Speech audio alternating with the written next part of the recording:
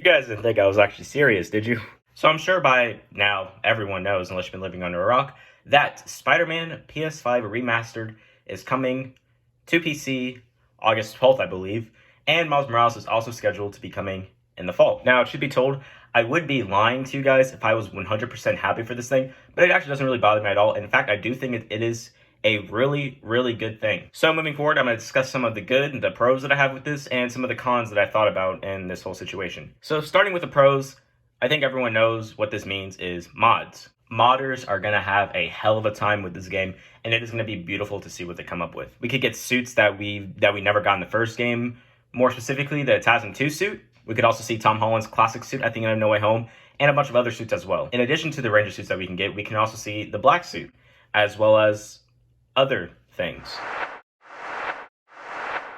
So I think I could speak for everyone when I can say that literally everyone is excited for this, just to see what type of mods people come up with, and it's going to be beautiful. Another pro, obviously, is that people who didn't get to experience this game simply because they don't have a PlayStation 4 or PlayStation 5, who have a PC, can now experience this game. You know, this game is just beautiful in almost every aspect possible, to the point where I'm also going to say that this game and Miles Morales, they weren't really made for gamers. These games were actually made for Spider-Man fans. And that means that there are Spider-Man fans on, every gaming platform imaginable. Hell, before I switched to PS4, I was on the 360. I would also argue that Batman Arkham isn't made for all gamers, just mostly made for Batman fans. And the reason for this quote-unquote gatekeeping, I suppose you could say, is just that, the developers and the games have gotten both Batman and Spider-Man right in their respective games. Because everyone knows that people online always argue about who the best live-action Spider-Man is or the best live-action Batman. But people come together on the fact that outside of shows like Batman the Animated Series or Spider-Man the Animated Series or Spectacular Spider-Man,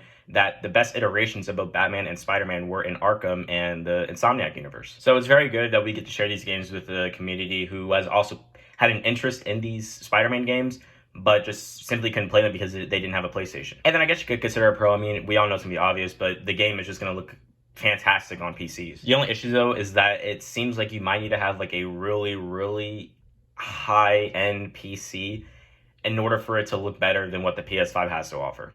Now, to the cons. There is one con I had, but then after doing some research, it wasn't really a con of mine anymore, so I'll explain what it was. So when they announced I was going to PC, in the back of my mind, I was kind of worried because I was thinking that because of the time and attention that they had to put to porting this game to PC, that maybe Marvel Spider-Man 2 was going to be delayed, or maybe the reason why Spider-Man 2 was coming out so late is because they're porting it to PC. But after doing some reading, I actually discovered that it was Nixon, I think, the studio that's porting their games on PC. They're the one, and it's actually, they're also doing that for all of the PlayStation exclusives that are going on PC. And I have to say that is a really good idea because it doesn't take away the time and energy for developers to keep making more games while also having to worry about porting the games to PC. A slight con I had for this is the pricing. So what most, if not all players had to do when the PS5 dropped, because Sony, pretty much fucked up the pre-orders and shit, is that a lot of us bought Miles Morales for the PS4, especially because we had a free upgrade to the PS5. But in order to play Spider-Man Remastered, we had to upgrade Miles Morales to the Ultimate Edition from the Standard Edition,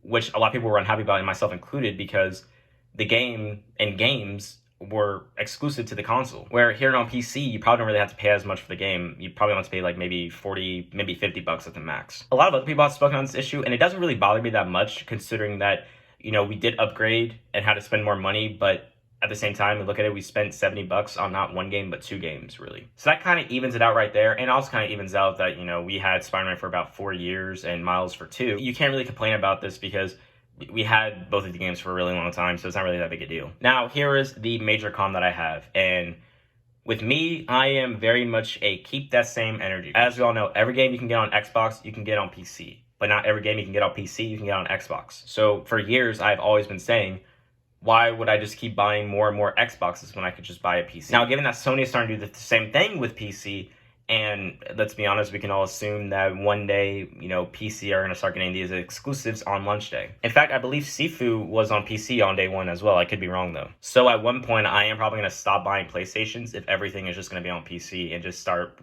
focusing on getting a better PC. So I know a lot of people are going to disagree with that, but it is just how I feel, to be honest. But yeah, so that's pretty much it. I do still believe that this is a good thing, and I'm excited to see where this new direction takes both of these really good games. Once again, I'm super stoked to see what modders are going to do with both of these games, and I hope my PC can definitely handle it. Now, what my fellow PlayStation players need to understand is that Sony at the end of the day is a company, and companies make money. Last I checked in May, I think both Spider-Man and Miles Morales have made over 300 million worth worldwide, which is insane. And now they can continue to make more sales now that it's going to be on PC. And given the feedback, a ton of people on PC are going to be getting this game, even the haters, of course. Side note though, if you are one of the PC players or Xbox/PC players who were shitting on both Spider-Man and Miles Morales, because there are people who are doing that. Why would I want to play Spider-Man? It's just a kid's game. Miles Morales is so short. You guys spend $70 on a short game. If you got hyped over this, you're honestly fake as hell. Anyways, so by them putting these games and all their other PlayStation exclusives, this is a win. And it's the same for Xbox.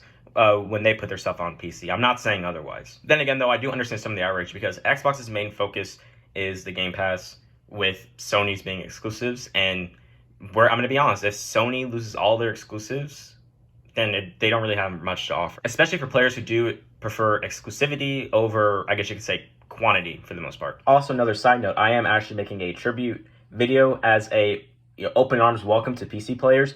So if you are interested in wanting to see that, stay tuned. To many people who do watch this video and want to comment something, I encourage you to do so, but just be respectful of myself and other people in the comment section below. So just keep it civil in the comments. Please like, share, and subscribe.